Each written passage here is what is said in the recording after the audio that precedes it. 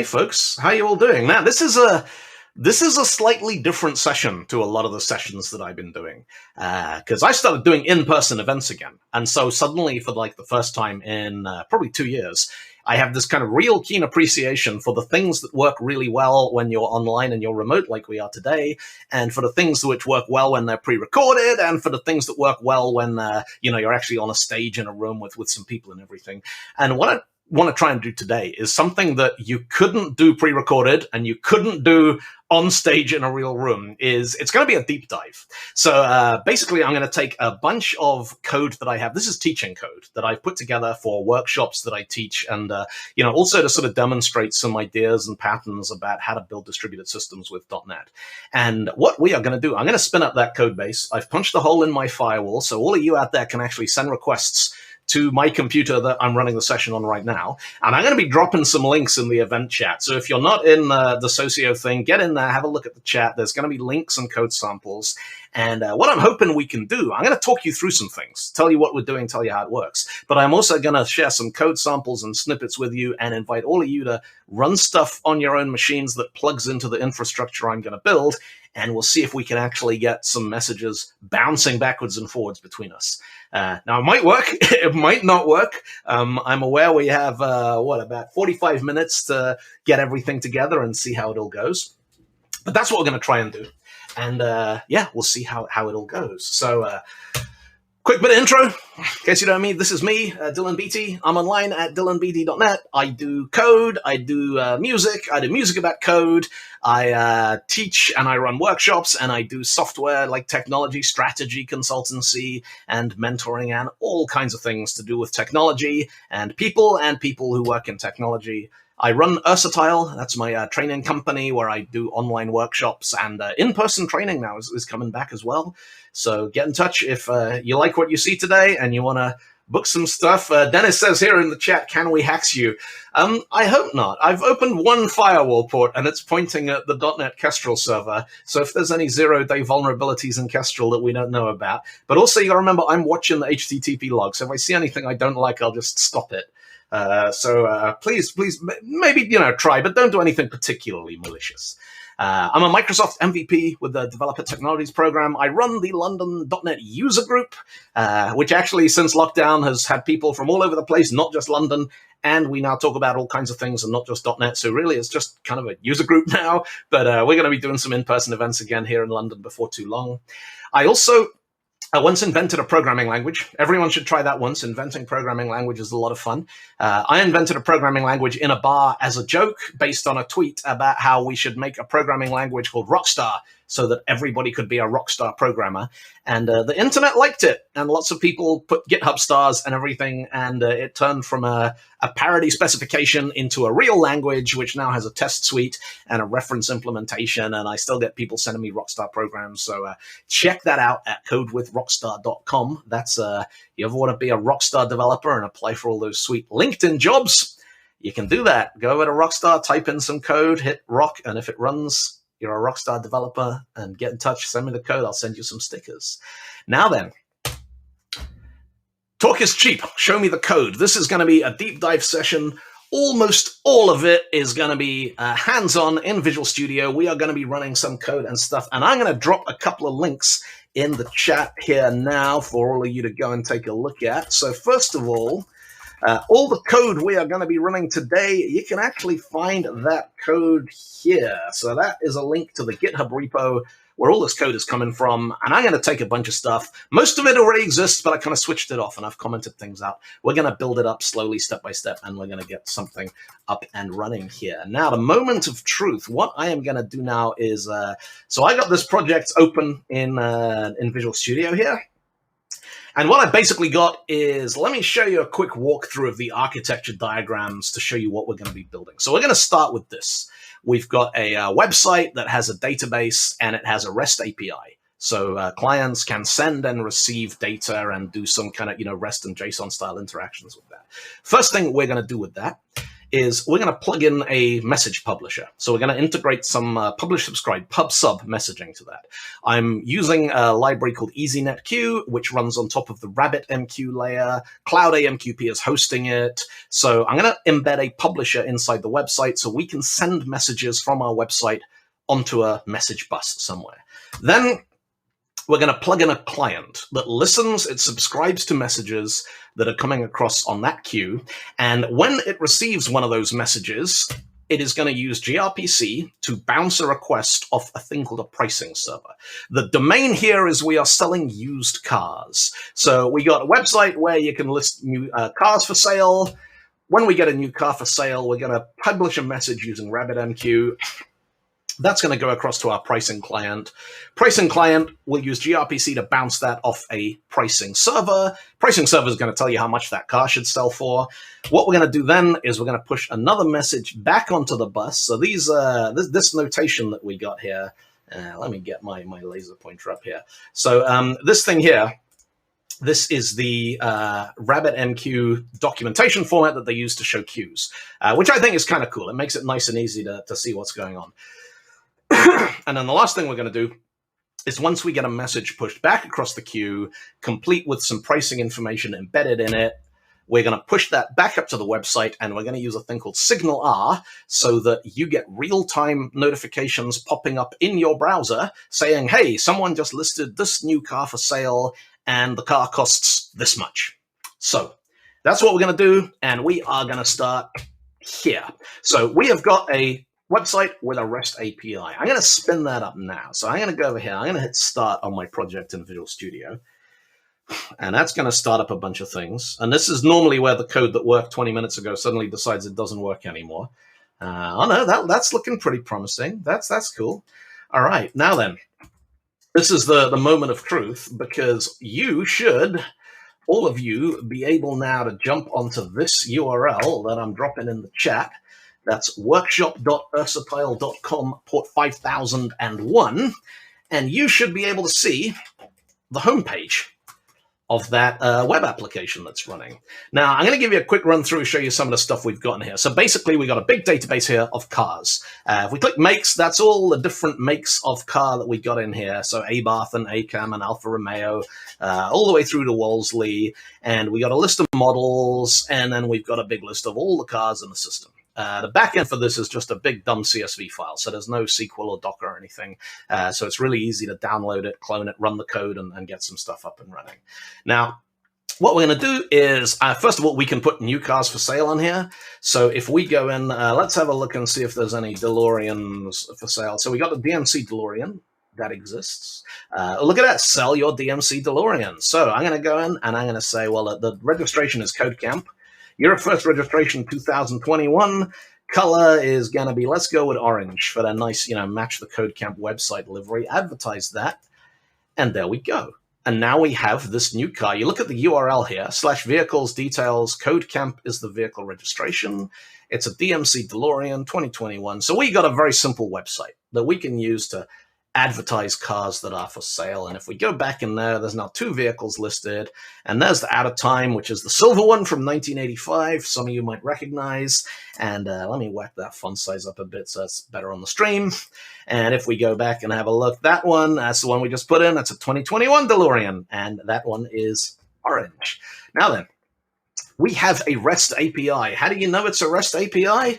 Because it has hypermedia, because it is an API that actually has a home page. So if you go to /Hyperion, Hyperion is a little project of mine. It's a JavaScript browser for hypermedia REST APIs that is ships as part of this project. So we're going on here, we're hitting /API, and what we got here is basically we have it's a JSON homepage. So it's a JSON document that describes the API that is available. And we can go, all right, what's on here? Well, there's some links.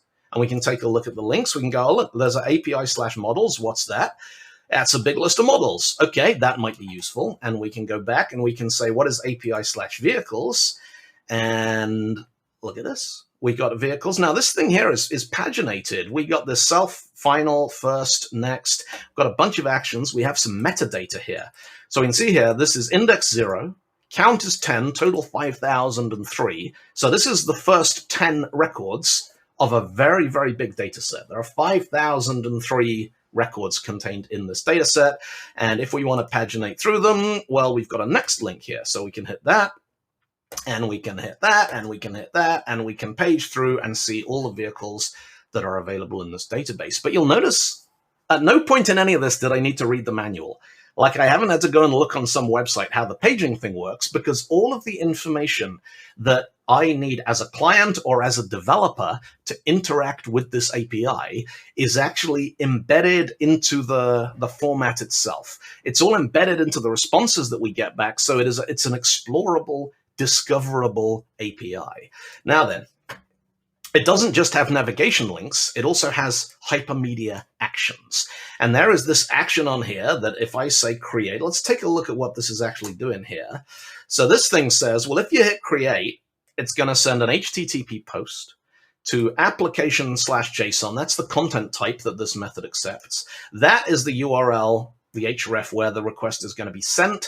What does it do? Oh, it creates a new vehicle. All right. Well, I guess we could probably try that, right? So what we need to do, I'm going to hit create there. Let me zoom that out a bit. Hang on a second. I'm just going to reload that. There we go. Create that.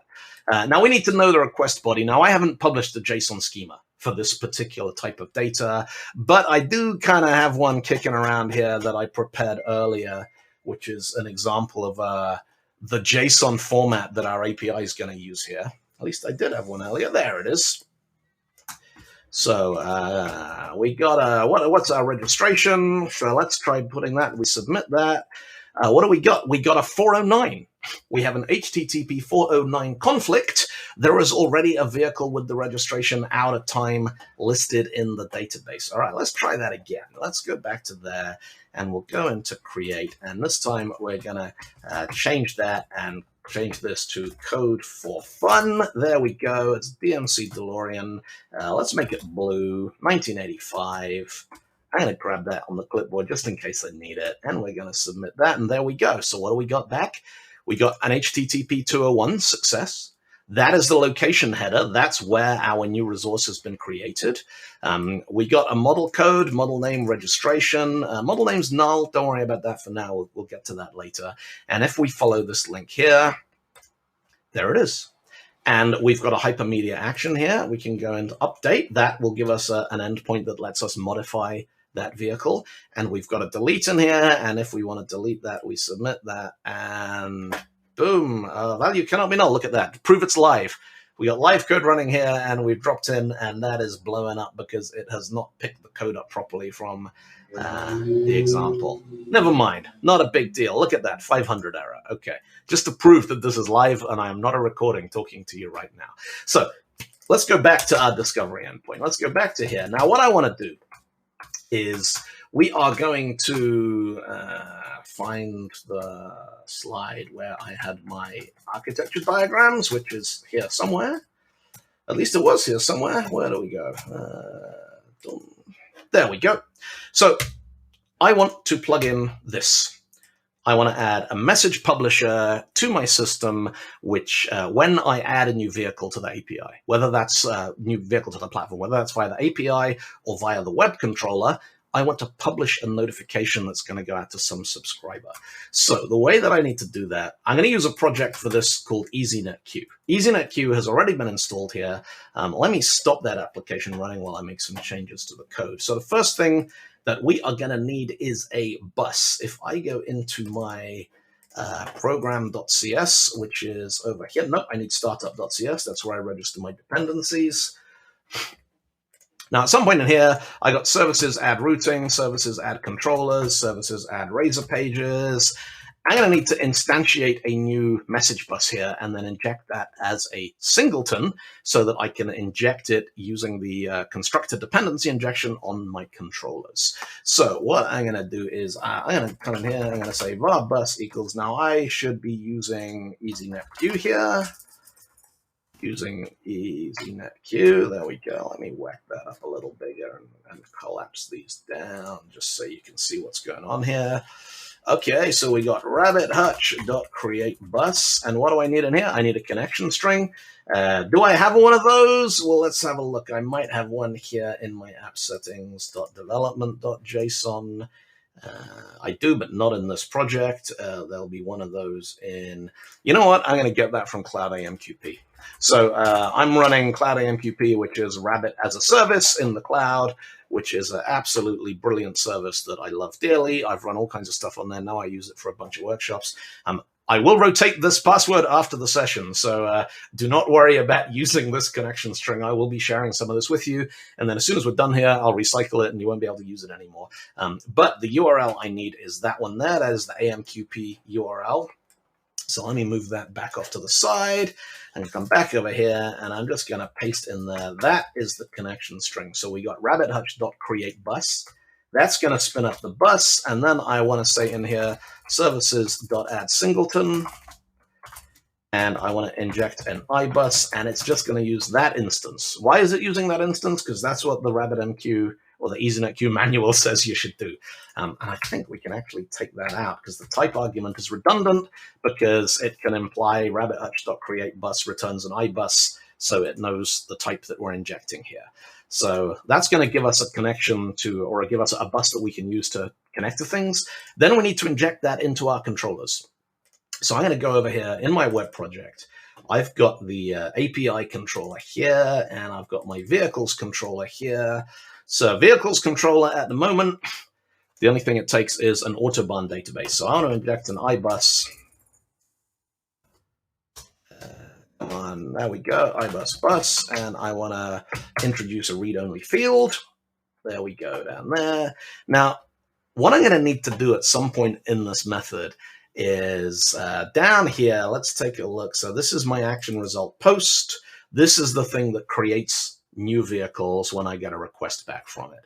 So down here, now there's a question often comes up when you're doing distributed systems design is, when should you publish a notification that something has happened? Because we could like publish the message first and then we try and save it to the database and we get like a transaction deadlock or something.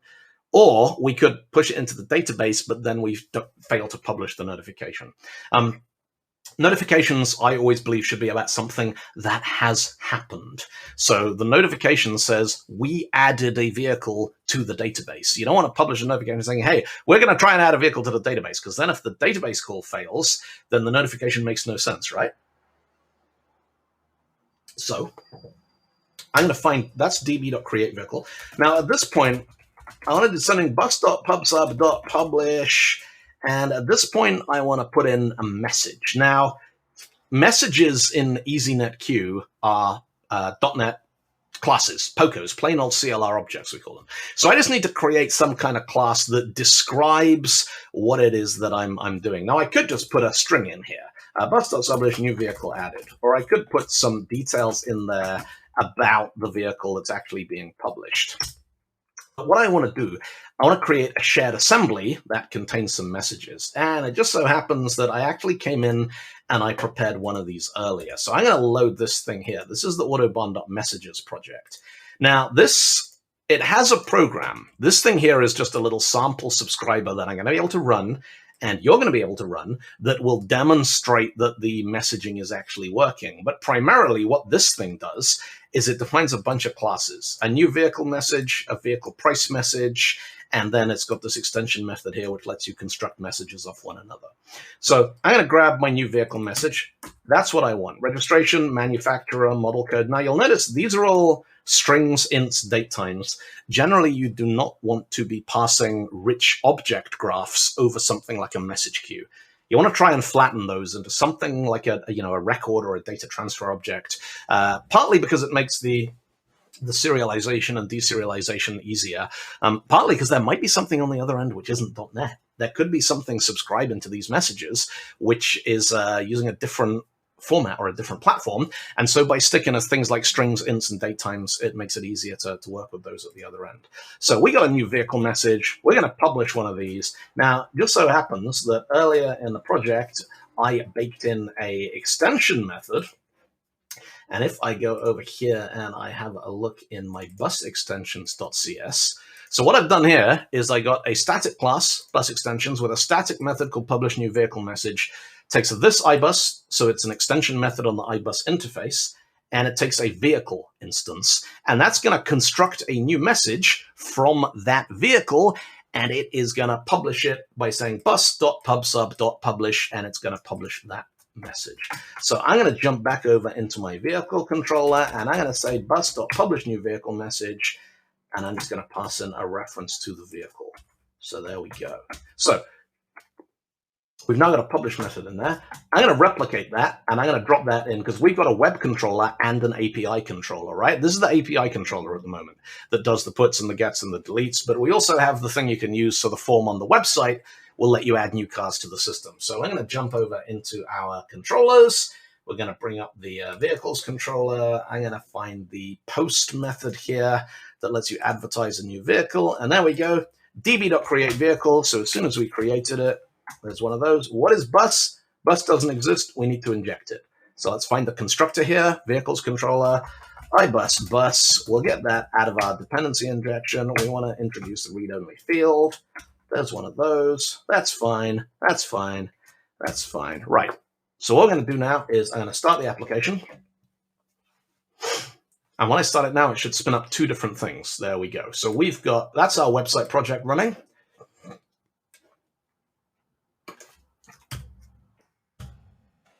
This is then the Autobahn messages. It's that little console listener that I showed you. Now, if any of you want to run one of these, like spin up the code for this and run it yourself on your own machine, I will drop a link into the exact thing that you need to run, because what you need to do is jump over, grab a copy of that, save that in a text file. You'll need to do a .NET new console and a .NET add package, but all the config and everything that you need to run it should be directly in there already, so you should be able to connect your own code to my publisher, and then when anybody out there hits that website link and adds new vehicles to the system, we're going to get a notification about it. So let's bring up a website across here. I'm going to just start a browser, sling that over that side, and this one I'm going to go to https workshop.ursatile.com 5001.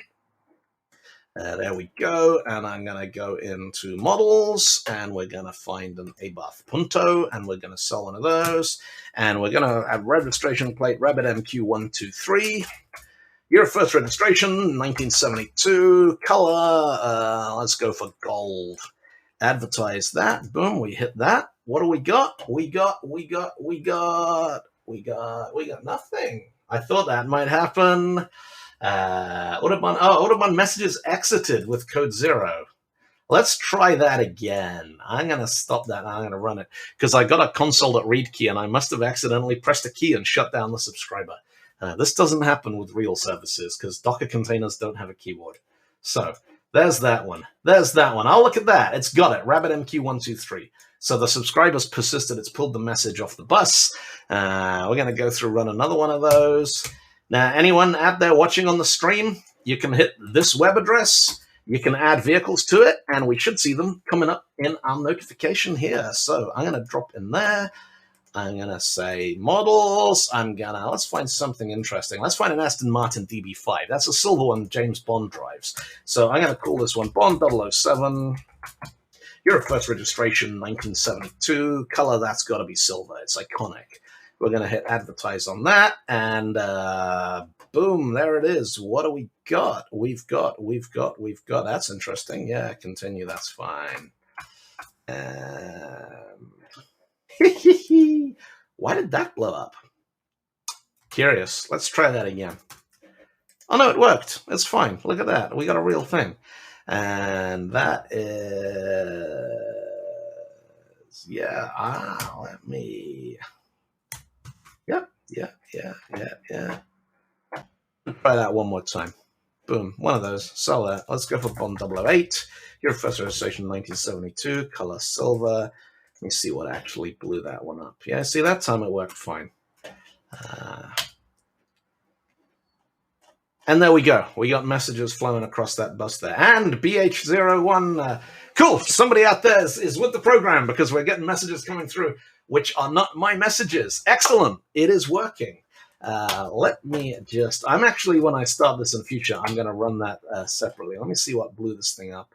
Middleware object reference on detail.cs HTML line 3. All right, that doesn't matter. So we've got a message bus going. We got a system running where when we go in and we publish a message, or we create a new vehicle on our backend that publishes a message. Now, at the moment, the only subscriber that we have to that thing is this little sample notifier here. And all this thing does is when we get a message, it prints it out onto the console, which is kind of, it's interesting because it works, but it doesn't actually do any useful work.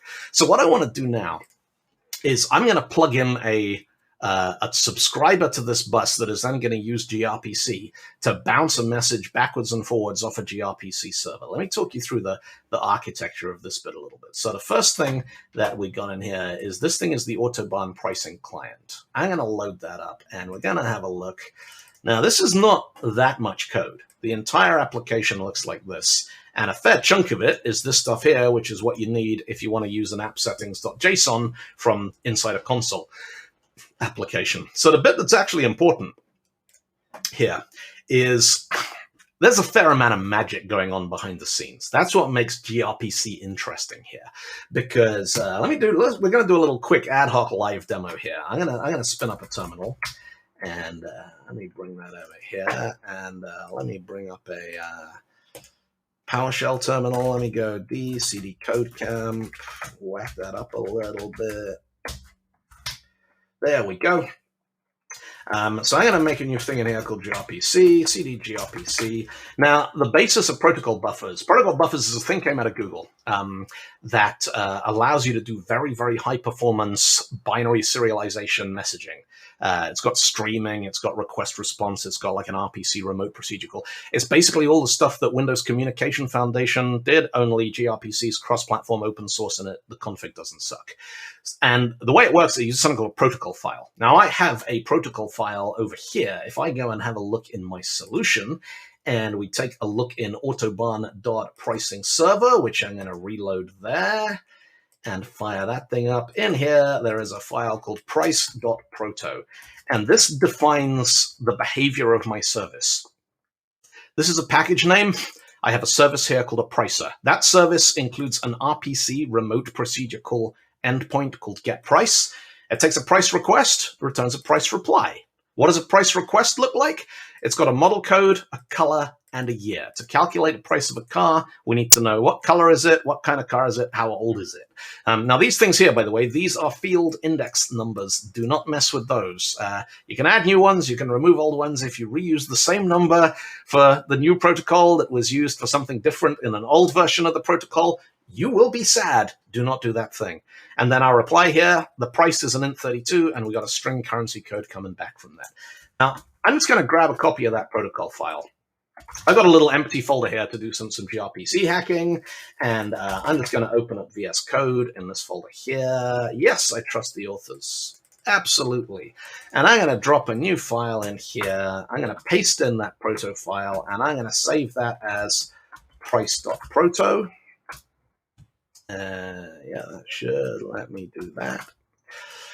Now, there's a thing called Protoc, the protocol compiler. And if you just run Protoc on its own, you'll see it spits out a whole bunch of inline help and documentation, all this kind of stuff. And the thing that's really interesting is right at the end here, it's got CPP out, C# out, Java out, JS out, Objective-C out, PHP out, Python out, Ruby out. Let me show you something cool. So I'm going to say protoc --C# out equals dot. --, Java out equals dot. --, what should I, let's do a JS out equals dot. --, Python out equals dot. --, Ruby out equals dot. Price.proto. Ruby out equals sign there. Boom, run that. Look at that, it spat out a bunch of code for us. We've got some JS files, we got a C# file, we got a Python, we got a Ruby file. Let's just have a quick look at those and see what those things look like. So our price.cs, look look at all that code that we didn't have to write. This defines all of the base classes and message types that we now can extend to create our own services. The protocol compiler has made all of this for us out of that. It said, all right, if we want to do that in C#, you're going to need all this, but don't worry about it. We'll generate that for you, and you just plug it in. Let's have a look. This is our Python implementation. So same thing. We could plug a Python client into a .NET server using gRPC, and it would let these two things communicate interoperably. So this is what the Python definition of that thing looks like. We have a look at the JavaScript definition. There we go. We got a request and we got a reply in there. There's a whole bunch of stuff. Thing that always bakes my noodle with this, in Ruby, it's like 23 lines of code. And I still don't know whether I like that or not. It is, Ruby lets you do some very, very elegant things. But get back to protocol buffers. That's the whole point, is we can define a contract for some kind of behavior in a proto file, and then we can say, run that through the protocol compiler, and we get a whole bunch of stuff generated for us. Now, the way that this works in .NET is we are going to jump back over somewhere here. I have a copy. There it is, Visual Studio. So if we close that down, now if you have a look at these two CS_proj files here, what we got in our autobahn.pricing client, if I right-click that and I edit the, where's the edit CS_proj file? It's in here, edit project file. There it is. You see this little chunk here? So if you've ever hacked inside CS_proj files, you'll know the XML, which is not brilliantly documented. It's got a lot better since .NET Core. We got an item group here, which includes a thing called a protobuf. It includes, now this is the client project, and that thing saying will include ... /autobahn. So we're pulling in the protocol from the server and using that to build the client, which is fine. That's a cross-project reference, absolutely fine. And we've said gRPC services equals client. So when I compile this project, I want to generate a gRPC client service. And if you compare that to what we've got over here on our Autobahn pricing server, if I open up that one and I take a look at the edit project file, which is there, same thing, include the proto file, gRPC services equals server. So that shows you we got a server on one end, client on the other end. Let's have a look at the implementation. So the client does this. Let's talk through what main is actually doing here. So first of all, we've got channel equals gRPC channel for address, and then it's pulling in some configuration. Now that needs to point to the URL where the pricing server is running. And in this project, that pricing server is running on, come on, give me the thing. That's the wrong file, that's the file. It is running here, workshop.ursatile.com 5003. So the main website's on 5001. This one's listing on 5003. It has to be on HTTPS. .NET doesn't let you do gRPC over insecure HTTP, which is probably a good idea. So we are going to create a gRPC channel for that URL. We are going to create a new client from that channel. We're going to create a bus. We've already seen how to do that because we instantiated a message bus inside our web application. We are going to say, do a bus.pubsub.subscribe async. I want you to subscribe for this kind of message. And when you see this kind of message, use this subscriber ID. Interesting thing about subscriber IDs, if they are different, everybody gets a copy of every message. So you get like a fan out behavior, publish. If you have lots of subscribers with the same ID, they will get round robin load balancing. So one for you, one for you, one for you. So if you've got a little service that is struggling to keep up with the load, spin up another one with the same subscriber ID, and suddenly each one of them, they'll spread that load 50-50 between them. If you're really busy, spin up a dozen. Each of them will get like 10% of the traffic, and it's a really easy way of distributing load across systems. One of the things that makes this kind of distributed architecture really powerful is being able to trivially spin up new services and run them across a whole bunch of little cheap Docker containers or nodes or that kind of thing. So that's our subscriber ID. And what I've said in here is handle new vehicle message. That is the handler. When you get a message incoming, we are going to create a new price request. Now, price request, that thing there, that's the thing that got written for us by the protocol compiler. All we need to do is instantiate it. Model code equals that, color equals that, year equals that. And then we are going to say await gRPC client.get price async. So it's almost that simple. We want to get price, we'll call client.get price. It is a very, very clean abstraction over the fact that we're actually running functions that are defined on a different computer in a different project and possibly in a different language running on different infrastructure in a different network, because gRPC abstracts all this stuff away for us. That gets us back a reply. And then what we're going to do is we go back to our architecture diagram that we are using here. What I'm going to do is I'm going to publish that again. So the pricing client is going to bounce a message off the server. It's going to get a response back, and then it's going to go, right, I got the response, publish that out back onto the bus so something else can pick it up. And that is what this line here does. Outgoing message equals incoming message dot to new vehicle price message. Have a look at that. That's just a little handy extension helper method.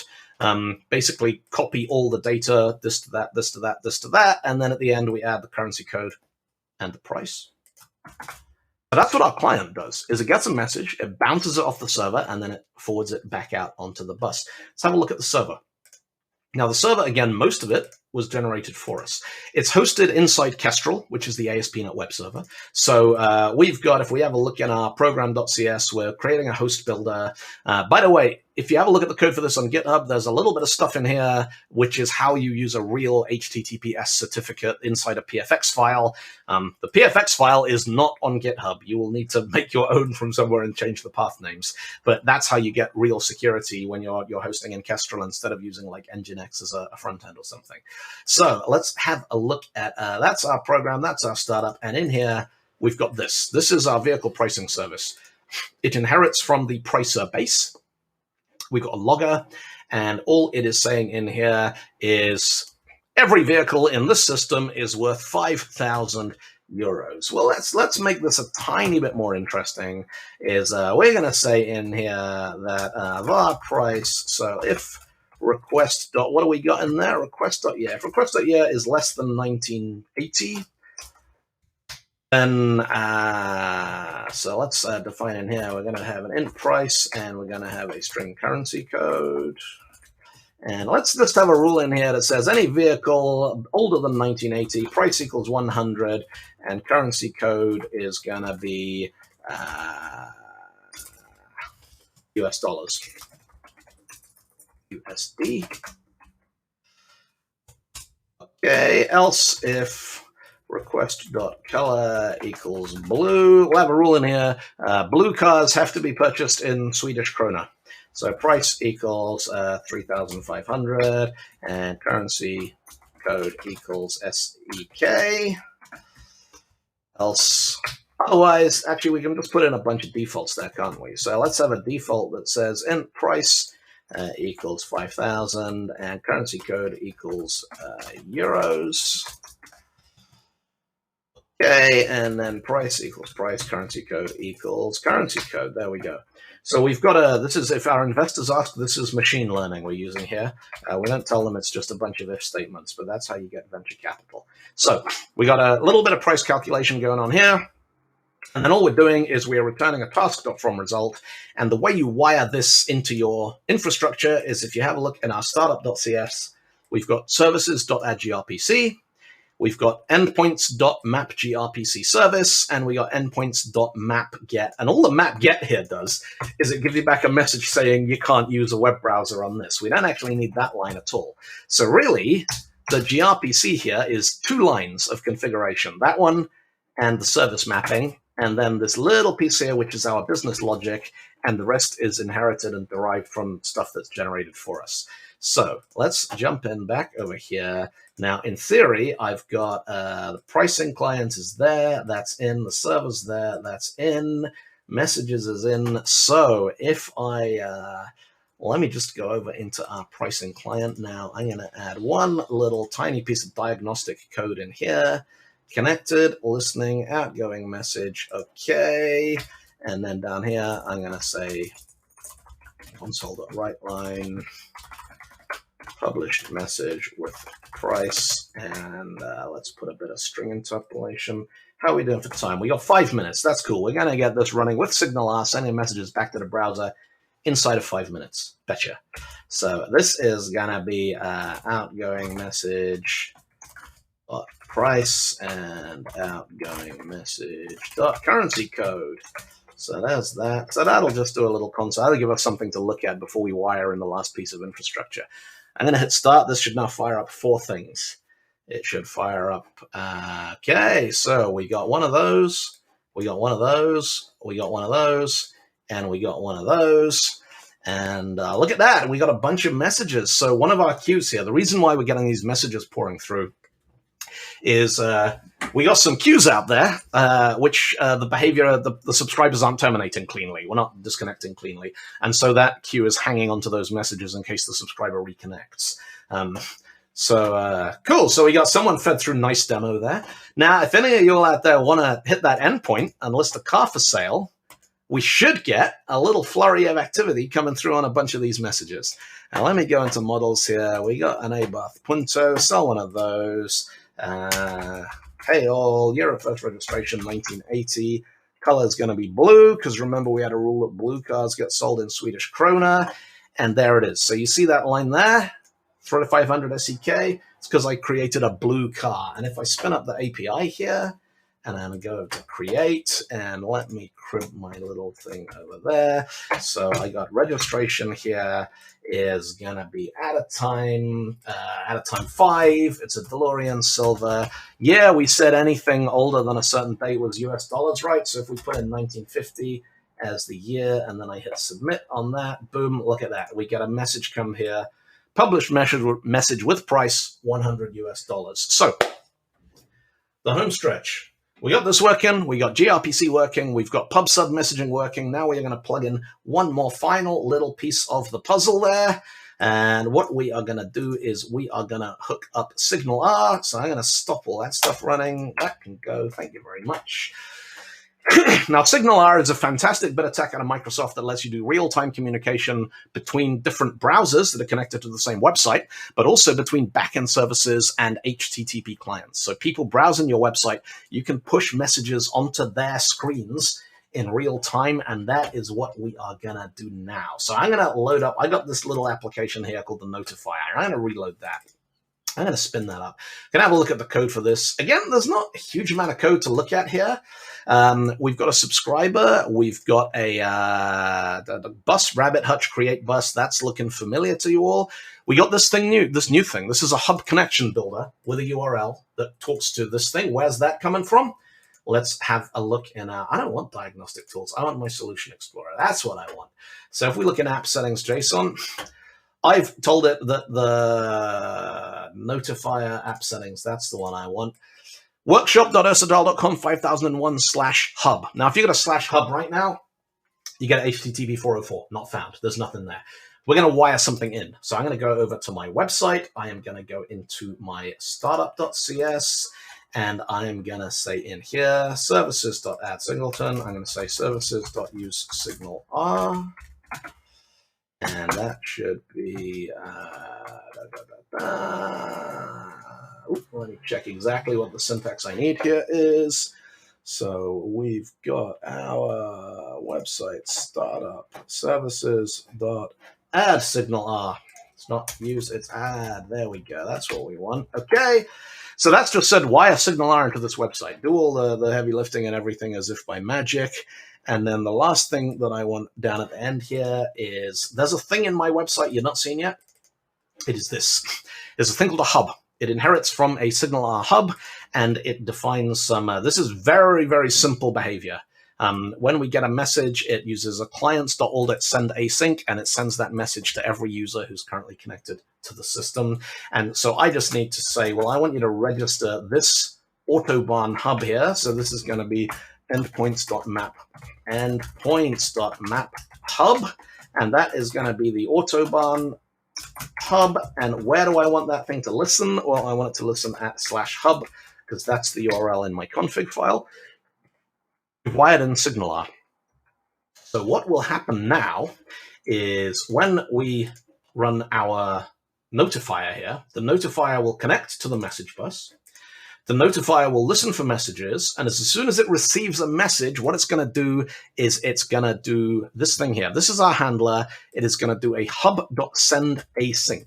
Now, this thing here, notify web users, that can be any string you like as long as the other side of the thing has that string as the name of the method. That should get called when that happens. That's how they maintain parity. We got some stuff here that has to do interrupt between JavaScript and C#, and C# is strongly typed, and JavaScript is dynamically typed. So we have this interesting interaction of behaviors, but I think that's everything we need to get wired up. I'm going to hit go. That is going to fire up that project, that project, that project, that project, and that project. So I'm running one of those, one of those, one of those, one of those, and one of those. And a website is over there. And what we should get now is I'm going to spin up another instance of the website here. And I'm going to drop that in there and move that off to the side. And this one here, I am going to hit the API and I'm going to create a new vehicle. And I am going to grab my little snippet of vehicle JSON from over here. And I'm going to say registration for this should be it works. One, it's a DeLorean Silver, 1972. And when I hit submit, boom, look at that. DMC DeLorean 1972. And those are real-time browser notifications that anybody who is currently browsing this website is going to see one of those little things pop up every time we get a message back from our infrastructure. So what we've done there in 46 minutes, we overran ever so slightly, is we've taken a website with a REST API. We've added a message publisher. We've added a subscriber that subscribes to messages on that queue, bounces them off a gRPC endpoint for a pricing server, publishes the results back to the queue, the notifier subscribes to them, sends them to a SignalR hub, and boom, we get real-time web notifications popping up in your browser for you and anyone else who's browsing the site. And so that is like 5 of the most common architectural patterns that you'll see with .NET distributed systems design, different ways that you can use them, and applications where they can be used. And I think that pretty much wraps it up for the live demo. The code is all on GitHub. The links are there in the chat. Feel free to grab a copy of that and poke around and take a look at it. And if you do want to go through all this stuff in any more detail, I run workshops where we develop Autobahn step-by-step over the course of a couple of days online. So keep an eye out for those coming up. And I believe any second now, the studio will be back and we can get on with the rest of the day. And it's not the studio, it's just Florin. He's still here, still annoying. Yeah, that's true, of course.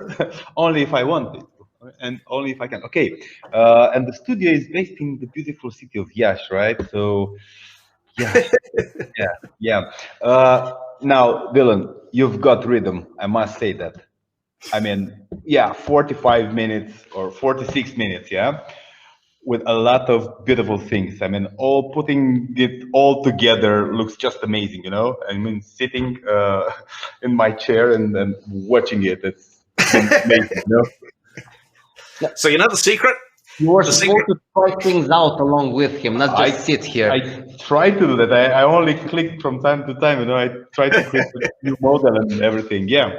So the secret to doing something like that is you get it to a point where everything works, and then you check it all into Git. And then you go through and you delete all the lines that you want to put back in, but you don't commit it. And then at any point, if you do a git status, it'll show you exactly what needs to get put back in all the different places. So you can basically, you've got a real-time diff of where you are now versus where you need to be at the end of the session. And so you're like, right, that line goes there, that line goes there, right, boom, done, that goes there, drop that in.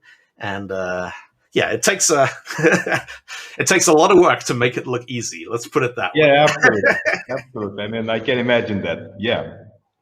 Benny. And by the way, you mentioned trainings and workshops. We do have a couple of your trainings coming up next. We do indeed. You want to tell them all about that? We got a distributed systems and also doing a JavaScript web components one as well. I believe we have coming up. Indeed, indeed.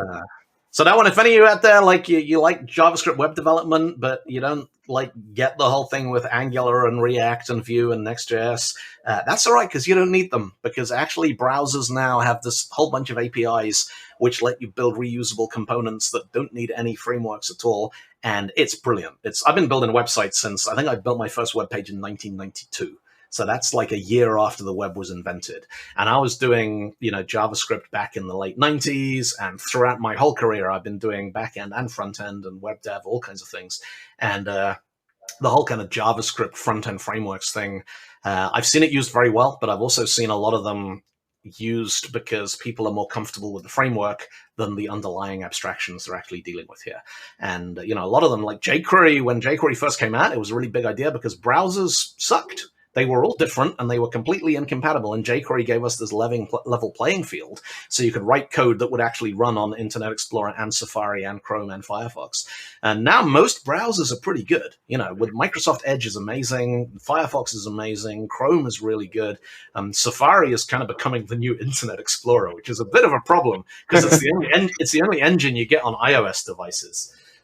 But all of them now support this thing called the Web Components API, which is a way of defining reusable components and templating and behavior, and it uses the ECMAScript module system, which is just fantastic. Like, it solves so many problems that have been a thorn in the side of the web for decades. So if anyone's interested in learning how all that stuff fits together and how you can create little interactive widgets and components, check that out. That's the Pure.js Web Components workshop that I'm running.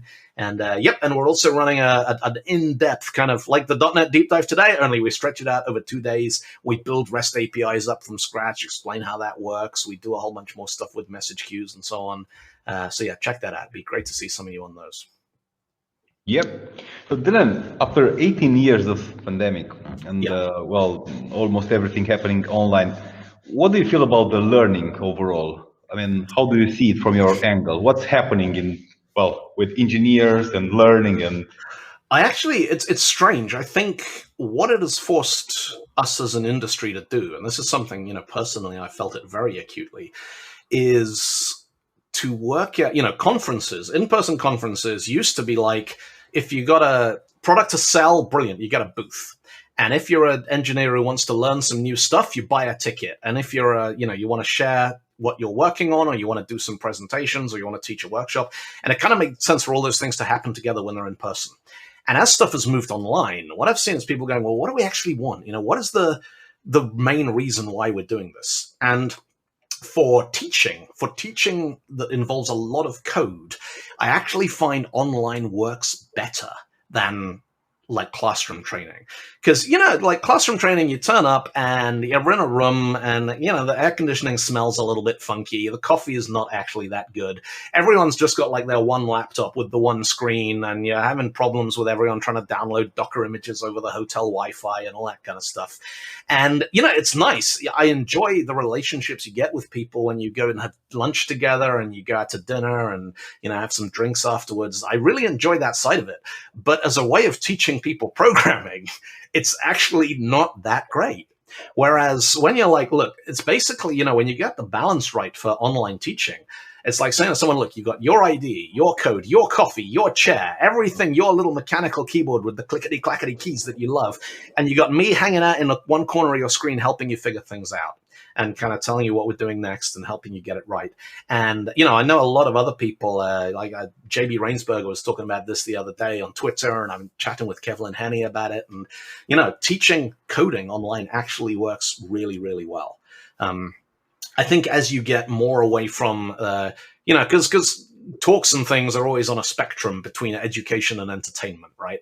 And some of them are very, very technically focused, and some of them are just about, getting people to embrace a new idea rather than actually learning how to write code or to understand a particular framework. And I think that's where it gets a little bit, there are benefits to being in person there and the conversations that happen afterwards. But yeah, I think, as when an event is a workshop, or it's, like a hackathon, or it's something that is purely about people writing code together and learning from that experience, I'm going to keep doing that online, for as long as, hopefully forever. because it works very, very well. It's a nice format to use as a teacher. I've got the whole setup figured out now, so I've got a whole. Let me see if I can switch the camera here so you can see the setting I'm actually using. What do we got? There we go. So if I grab that. So this is my remote training setup. Right. So that's the camera up there with the ring light, and if I switch that off, you can see. So that's the high def camera. That's the little outboard display, so I can see the audience on Zoom when I've got code on this screen and documentation on that screen and databases on that screen and something else. And that's the backup laptop in case the main one falls over.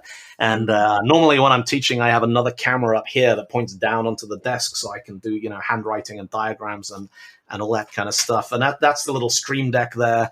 So it's like, right, bang, 10-minute coffee break. And you hit that button and everyone gets like a 10-minute countdown window and it mutes all the mics and everything.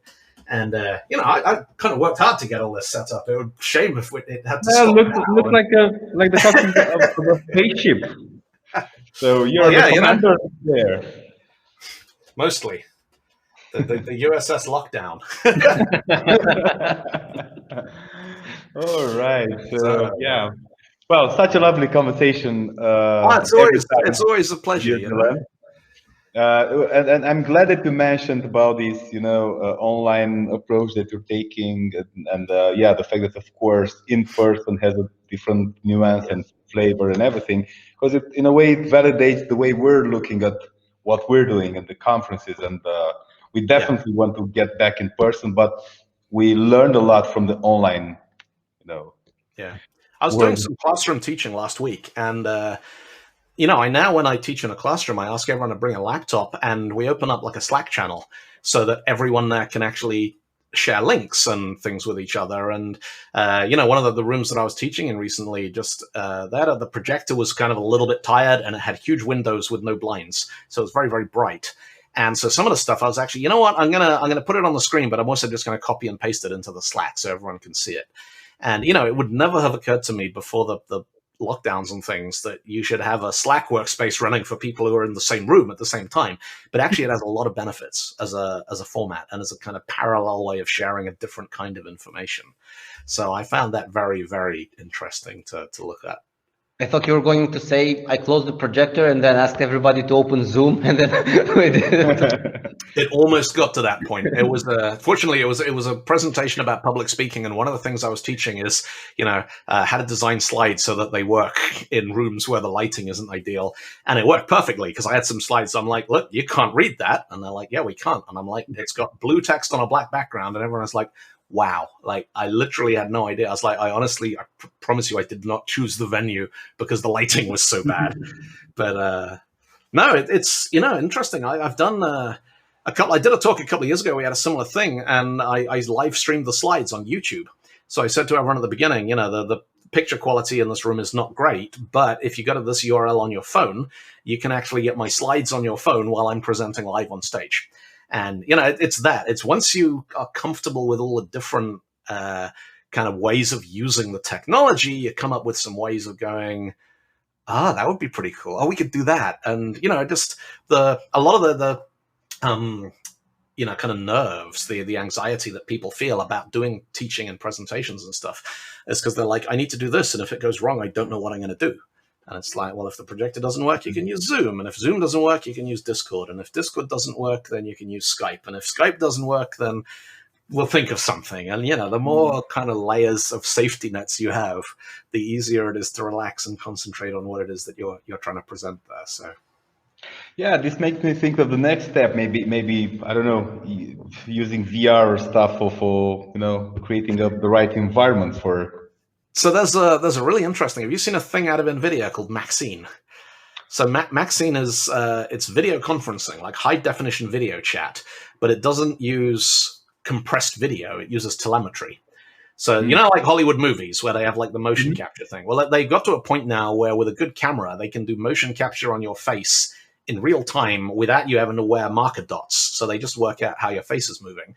Then they shrink that down to a couple of kilobytes of telemetry data. And on the other end, you've got a 3D model of your head being animated in real time by the telemetry data, which means, in theory, you could be wearing a headset at this end, and the person on the other end, because now the problem we have with doing VR is that if you're wearing a headset and they're wearing a headset, all they can see is your headset, and you can see their headset because the camera just sees the outside of the visor. And so it doesn't work. So we need a completely new approach to actually have immersive 3D real-time video chat. But the idea of training, simulating people's faces to a, almost photorealistic level of definition, and then being able, right, well, you put your visor on and it, gets the telemetry from the rest of your face. Maybe we have sensors inside the visor so you can see, what you're doing with your eyes and stuff. And I'm sure that that's going to at least proof of concept within about, 6 to 12 months, looking at the stuff they're coming out with now. The problem is that everyone keeps buying GPUs to mine Bitcoin with, so people who need to do sensible stuff with it can't get the hardware. So yeah, they need to outlaw Bitcoin. Everyone loses all their life savings, and then we can go back to buying GPUs and using them to do sensible things like augmented reality, immersive virtual conferences. So there you go. Yeah, amazing. So Danny, did I tell you that yesterday and today are good days for science? You did. You definitely did. It actually happened. I was sure about it. So again, now you're gonna I'm get melancholic again. Yeah. That's every time when Codecamp ends. But it's not ending. It's just it's over for a little while. Exactly. In like a couple of weeks, we're going to do the one with Java, and then DevOps, and then NDR. And then next year, can't wait, really, May. Yeah, so next year, May, it's going to be our first, let's say, big in-person conference. Yeah.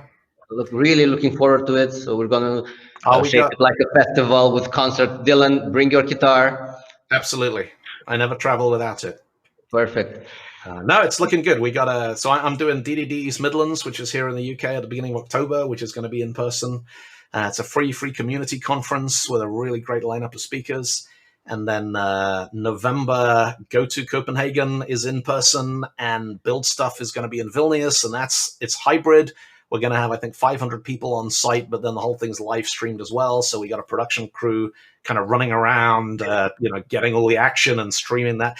It's, when there's a music festival and you watch it at home on TV, and I think it's going to be like that. That's the kind of vibe that they're going for.